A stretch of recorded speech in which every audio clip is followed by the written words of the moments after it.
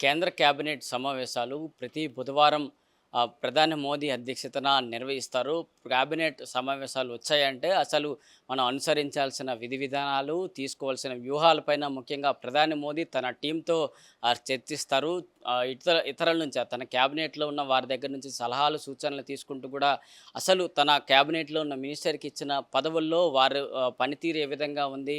ఏ విధంగా పనిచేస్తున్నారు? మీరు కొత్త టెక్నాలజీని ఏ విధంగా తీసుకుంటున్నారు? లేకపోతే అభివృద్ధి ఏ విధంగా జరుగుతుంది? ఇలాంటి అంశాలన్నిటిని కూడా ప్రధాని మోదీ తన క్యాబినెట్‌లో ఉన్న వారందరితో కూడా చర్చిస్తూ కూడా ముందుకెళ్తారు. సో, మొత్తానికి ప్రతి బుధవారం జరిగే సమావేశాల్లో కొత్త కొత్త అంశాలు తెర మీదకి వస్తూ ఉంటాయి.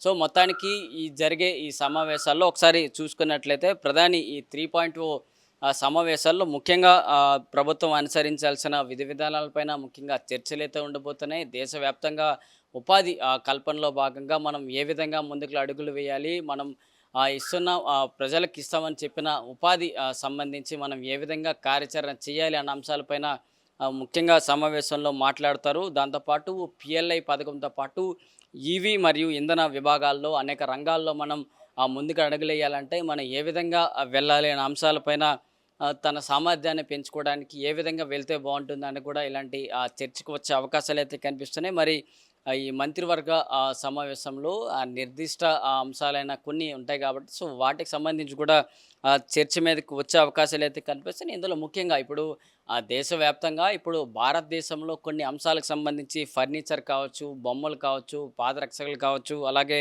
వస్త్రాలు, మిగతా అంశాలపైన మరిన్ని విభాగాలకు సంబంధించి పిఎల్ఐ పథకం ద్వారా ఎంఎస్ఎంఈ ఈ దృష్టిలోకి తీసుకుంటూ కూడా కేంద్రం ఏ విధంగా ముందుకు అడుగులేస్తే బాగుంటుంది అన్న అంశాలకు సంబంధించి కూడా ఈ సమావేశంలో చర్చించే అవకాశాలు అయితే కనిపిస్తున్నాయి. మొత్తానికి ఇటు కేంద్ర ఆర్థిక శాఖ మంత్రి నిర్మలా సీతారామన్ కూడా దీనికంటే ముందుగా కొన్ని సమావేశాలు ఏర్పరచుకున్నారు. ఇటు ఆర్థికవేత్తలు కావచ్చు, వ్యవసాయ ఎగుమతులకు సంబంధించి కావచ్చు, అలాగే మార్కెట్ భాగస్వాములు కావచ్చు, బ్యాంకర్లు కావచ్చు, కార్మిక సంఘాలు, ఇతర వాటాదారులందరితో కూడా ఆమె సమావేశమయ్యారు. ముఖ్యంగా రానున్న ప్రవేశపెట్టబోతున్న బడ్జెట్‌లో ఎవరికి ఏ మేరకు బడ్జెట్‌లో కేటాయించాలి, దీనికి సంబంధించి ఏ విధంగా ఉంటే బాగుంటుంది, వారి అంశాలు, వారి సూచనలు, వారి డిమాండ్లన్నిటిని కూడా ఇటు కేంద్ర మంత్రి నిర్మలా సీతారామన్ కూడా సూచనలైతే తీసుకున్నారు. వీటన్నిటిని కూడా ఇటు ప్రధాని మోదీ క్యాబినెట్‌లో ప్రధాని మోదీకి వివరించే అవకాశాలైతే కనిపిస్తున్నాయి.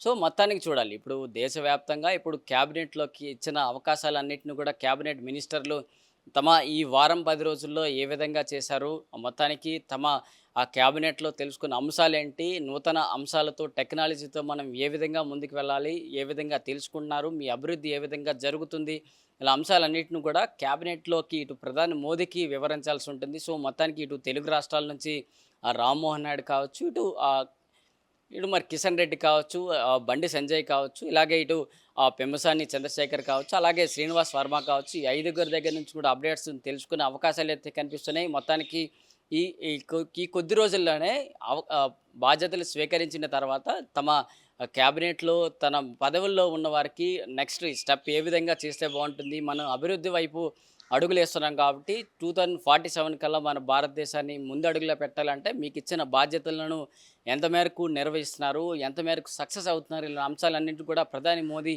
అందరినీ అడిగే అవకాశాలు అయితే కనిపిస్తున్నాయి. దీనిపైన కూడా మినిస్ట్రీల నుంచి ఎంత మేరకు తెలుసుకున్నారు అన్న అప్డేట్స్ కూడా ప్రధాని మోదీకి తెలిసే అవకాశాలైతే కనిపిస్తున్నాయి. మొత్తానికి ఈ క్యాబినెట్ సమావేశాల్లో మొత్తానికి ఇప్పుడు అడుగులైతే పడుతున్నాయి. వ్యవసాయ రంగ ఎగుమతుల పైన కావచ్చు, ఇటు ఉపాధి లక్ష్యానికి సంబంధించి కావచ్చు, మనం ఏ విధంగా అడుగులేస్తే మొత్తం దేశవ్యాప్తంగా ఉన్న నిరుద్యోగులకి అందరికీ కూడా ఉపాధి దొరుకుతుందనే అంశాలతో అయితే ఇప్పుడు క్యాబినెట్ సమావేశాల్లో ముఖ్యమైన చర్చ అయితే జరగబోతుంది. దీని తర్వాత మనకి మరింత అప్డేట్స్ వచ్చే అవకాశాలు అయితే కనిపిస్తున్నాయి.